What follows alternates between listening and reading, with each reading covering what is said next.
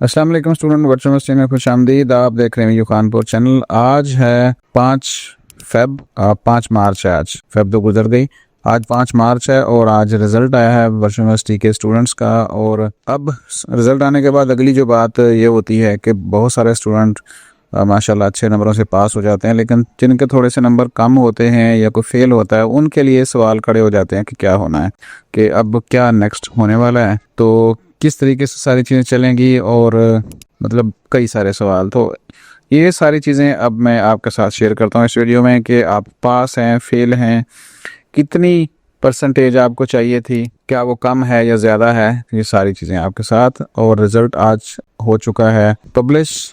Total जो students इसमें थे वो थे 1,39,692 और जिनमें से 1,39,692 स्टूडेंट ने 7,63,403 पेपर दिए हैं इस फाइनल सेमेस्टर में with N impressive passing rate.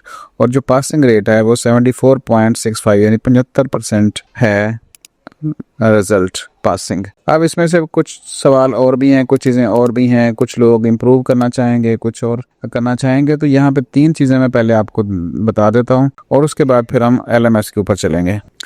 We extend our sincere congratulations to all students who successfully passed the fall 2025 semester exams and wish them continued success in their future endeavors. For those who did not pass, अब असल में ये है कि जो तो पास है ना वो तो ठीक ही हैं, उनको तो मसला कोई नहीं है। जो फेल हैं किसी भी वजह से, एक सब्जेक्ट है, 2 है या ओवरऑल है, उनको ज़्यादा ज़रूरत है अपनी एनर्जी को दोबारा से रीगेन करने की और हौसला पकड़ने की और हिम्मत के साथ आगे बढ़ने की। क्योंकि अगर फेल तो बंदा हो ही जाता है ज़िंदगी में, हर बड़े बड़े लोग फेल होते हैं, लेकिन फेल होने के बाद अगर आप दोबारा से कोशिश करते हैं तो फिर आप कामयाब होते हैं। अदरवाइज़ फेल एक दफ़ा हुए और पीछे की तरफ अगर आपने रुख कर लिया ना, पीछे भागना शुरू कर दिया, तो फिर मंजिल हमेशा याद रखें आगे की तरफ होती है, पीछे की तरफ भागने से नहीं मिलती।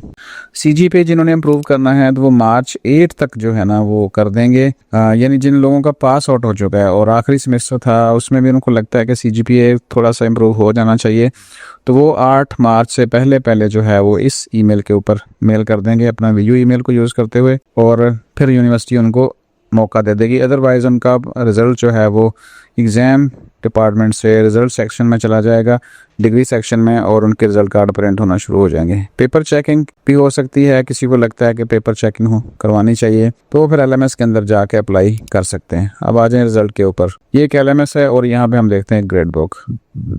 यहाँ पे देखें तो एक रिज़ल्ट बुक ग्रेड बुक है यहाँ पे, और इसमें थे टोटल 5 सब्जेक्ट। और यहाँ पे अगर आप चेक करना चाहेंगे स्टूडेंट्स, बाज़ औक़ात स्टूडेंट ये पूछते हैं कि जी कहाँ पे रिज़ल्ट आना है, तो फाइनल रिज़ल्ट को क्लिक करते हैं तो आपका वहाँ पे ग्रेड बुक के अंदर फाइनल रिज़ल्ट के अंदर, फाइनल टर्म रिज़ल्ट के अंदर आपका शो होता है। बाज़ स्टूडेंट्स से वो इसके ऊपर मिड टर्म रिज़ल्ट को भी क्लिक करके अभी देख रहे हैं कि जी रिज़ल्ट कहाँ पे आया है। यहाँ पे देखें रिज़ल्ट है, ये ग्रेड पॉइंट है, और यहाँ पे जो ग्रेड है B+ है, A- है, B और A- और A-। उसके बाद इक्वलेंट परसेंटेज भी दी हुई है और परसेंटाइल भी दिया हुआ है, यानी कि अच्छे रिज़ल्ट के साथ ये एक सेमेस्टर जो है वो पास हो चुका है। अब ऐसे स्टूडेंट का तो मसला कोई नहीं है, ये तो आराम से अपने जो नेक्स्ट सेमेस्टर होगा उसमें सेमेस्टर इनरोलमेंट करेंगे, कोर्स सिलेक्शन करेंगे और आगे बढ़ेंगे। अब एक और LMS चेक करते हैं। ये एक सेकंड LMS है, और यहाँ पे अगर आप देखें तो यहाँ पे थे स्टूडेंट रखे हुए थे 4 सब्जेक्ट, यानी एक इंग्लिश 512, 513, 516, कोई भी सब्जेक्ट हो सकते हैं, कोई भी सेमेस्टर हो सकता है। और अब यहाँ पे देखें 3 तो पास हैं और ये D ग्रेड में पास है, यानी फाइनल जो नीचे लोएस्ट ग्रेड होता है वो D होता है, D से बाद फिर फेल हो जाता है। D में पास हैं और एक जो है वो फेल है। तो अब इस एक का जो है वो क्या होगा, ये नेक्स्ट सेमेस्टर जो आने वाला है उसमें दोबारा से इसकी सिलेक्शन होगी बाकी सब्जेक्ट के साथ, और ये भी उसी तरह ही पढ़ा जाएगा जैसे पिछले सेमेस्टर में अभी जो सेमेस्टर गुजरा है, यानी उसमें असाइनमेंट, क्विज, ETC हर चीज़ मिड फाइनल एग्जाम दोबारा से होंगे। और अगर इसमें एक की बजाय अगर 2 भी होते तो उसके लिए भी सेम तरीका था। तो यहाँ पे एक सवाल बनता है कि स्टूडेंट बहुत सारे ऐसे होंगे जिनका एक फेल होगा, 2 फेल हो सकते हैं, कुछ चंद ऐसे भी होंगे जिनका सारे का सारा इस सेमेस्टर फेल है। तो वो सेमेस्टर अगले सेमेस्टर में जैसे ही कोर्स सिलेक्शन ओपन होगी, यहाँ पे देखें तो लास्ट में कोर्स सिलेक्शन का एक बटन है, अभी ये ओपन नहीं होगी, ये चलेगी कम से कम कोई 10 मार्च के बाद से स्टार्ट होनी है। फिर आप नेक्स्ट सेमेस्टर के लिए अपने कोर्स सेलेक्ट करेंगे।